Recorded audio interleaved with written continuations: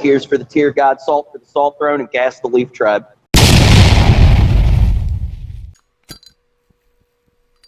Late to the party as usual. But the CBS Good Fight commercial came to my attention again. So, yeah, why don't we just give it a look. Is it all right to hit a Nazi unprovoked? I was always taught to never throw the first punch, never instigate, defend but don't attack. But then I saw a video of the white nationalist Richard Spencer being punched in the face during an interview, and I realized Spencer was in a pressed suit, wearing a tie, being interviewed like his opinion mattered, like he should be considered part of the conversation, like neo-Nazism was just one political point of view. And then I realized there's no better way to show some speech is not equal. Some speech requires a more visceral response.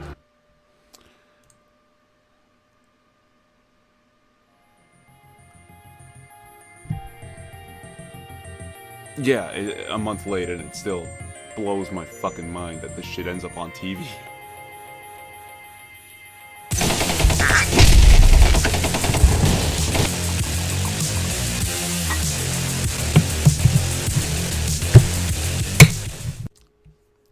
So, he begins by admitting that he was actually taught correctly as a child not to instigate the fight, not to throw the first punch.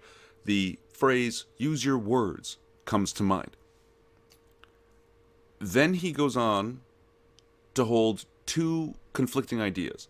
The first being that Richard Spencer, who is in fact a white nationalist,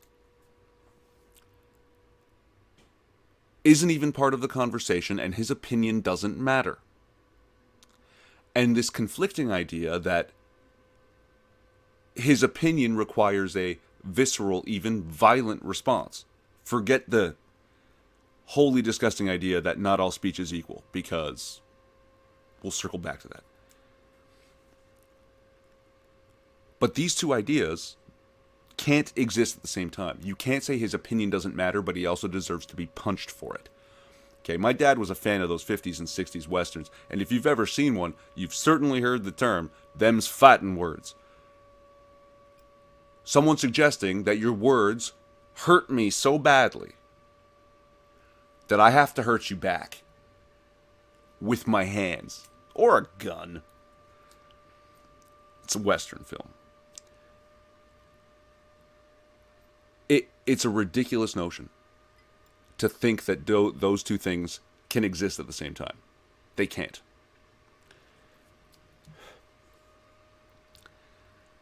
I had a short conversation with somebody about this, and they said, you know, a punch in the face is better than, say, driving a car through a crowd of people, referencing the events at Charlottesville, in which there was a lot of escalating violence that basically ended with this car driving through a crowd, injuring I'm not sure how many and killing one person. And yeah, if you want to put it on that metric, I absolutely agree. Driving a car through a crowd of people is worse than punching someone in the face. On the other hand, we've put it on a metric, so we've put everything on the metric. And punching someone in the face and driving a car through a crowd of people fall on the to be condemned side of the metric, and speech becomes superior to both. The reason the punch in the face and the driving a car through a crowd both fall on the to be condemned side of the metric is that they basically come from the same mental place. That someone did the mental gymnastics necessary to justify violence against a differing opinion. On the metric, the car is worse, not because the mentality is different somehow, simply because that person is better at violence. They're more efficient. Work smarter, not harder. But they're basically the same thing, trying to accomplish the same goal for different groups of people. That's it. Right? I mean, if you want to look at Soviet Russia and Nazi Germany and Fascist Italy, Communist China, the DPRK, Iran, Saudi Arabia, Afghanistan, the thing that all these regimes have in common is that they think it's not only okay, but right to suppress certain speech and to use violence if necessary to do so. it boils down to John Stuart Mill's infallibility, right?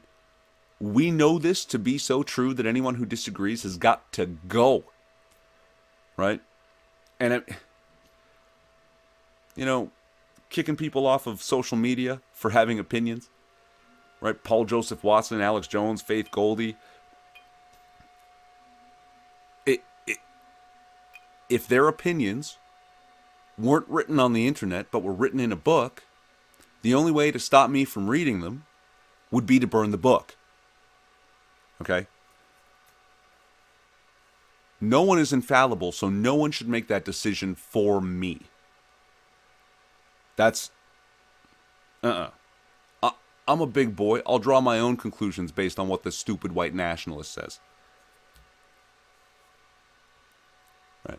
Let the person who has never been wrong, who's never made a single mistake in their life, burn the first book. John Stuart Mill is Free Speech Jesus. Hallelujah.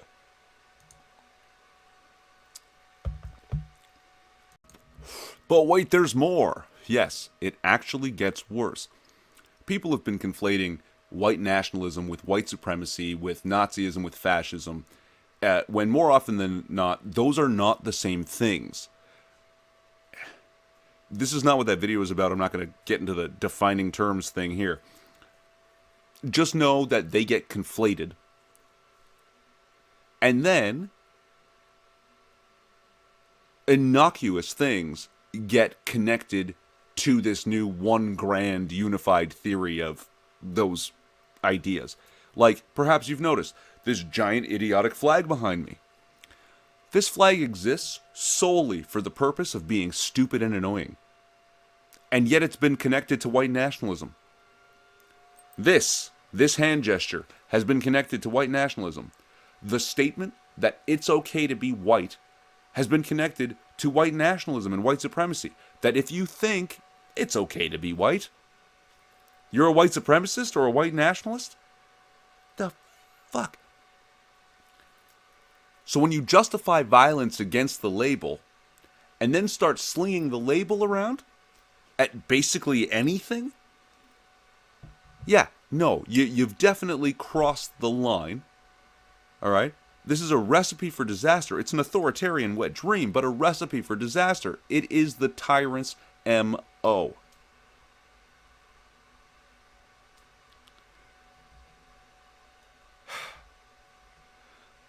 Not all speech is equal. Let's go there. He was talking about Richard Spencer, a white nationalist, and he says that not all speech is equal. So, again, we're on a metric. How much is a white nationalist speech worth? 3/5?